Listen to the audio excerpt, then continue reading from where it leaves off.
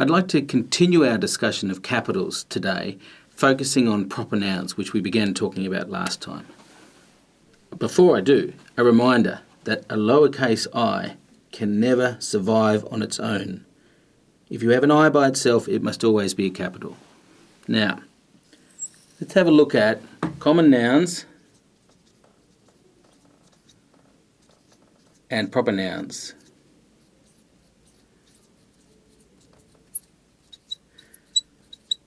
So we understand the difference between these two types of nouns. It's pretty simple stuff, but it's worth going through. For example, if you were going to a pizza shop, that's not any particular type of pizza shop, that is a common noun, pizza shop. If you were going to a specific pizza shop that had a name, that's a proper noun, and it would be capitalised, like Pizza Hut. This rule applies to all nouns. For example, you might go and talk to the teacher, common noun. Or you might go and talk to a specific teacher and the name would be capitalised because it's a proper noun. If you were going to the city, it's a common noun. If you were going to a specific city, like Sydney, it's a proper noun and gets a capital. If you were talking to the boy, it's a common noun. If you were talking to Jack, that's specific and that's a proper noun. And if you were reading a book, that's a common noun.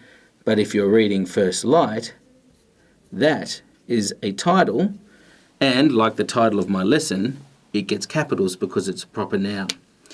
There is a test that you can use to work out whether it's a common noun or a proper noun. The test is called the test. Use the word the before these.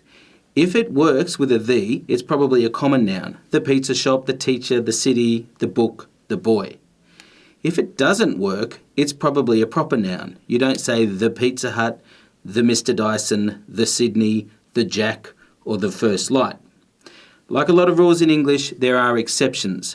For example, if a common noun has weaseled its way into a proper noun, as we spoke about last lesson, then it may break the rule. For example, the Sydney Harbour Bridge is a proper noun. And yet, if you applied the test, it would suggest that it was a common noun. But that's because it's using this common noun of a bridge that has become part of a proper noun.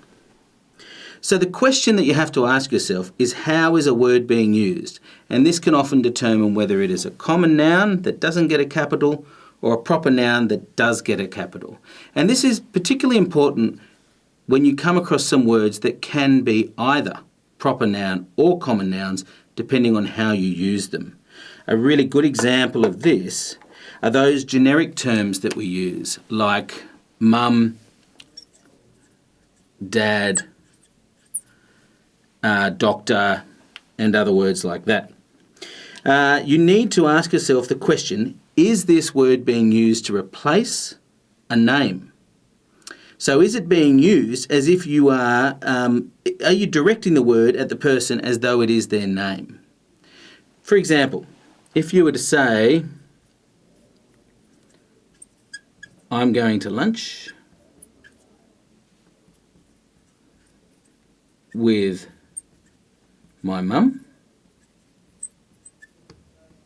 you're generally describing the person, so it's a common noun. I'm going to lunch with my mum, lowercase.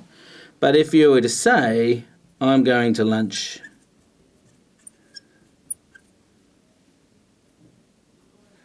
with mum, then you're more using it as a name. You're going to lunch with mum. So that would be a proper noun and you would use it with a capital. You can apply this to other words. Let's say you were to say, I love you, Grandpa. You're talking specifically about Grandpa, your Grandpa, and you're calling him Grandpa. Proper noun, as if it were a name. But if you were to say, I love my Grandpa,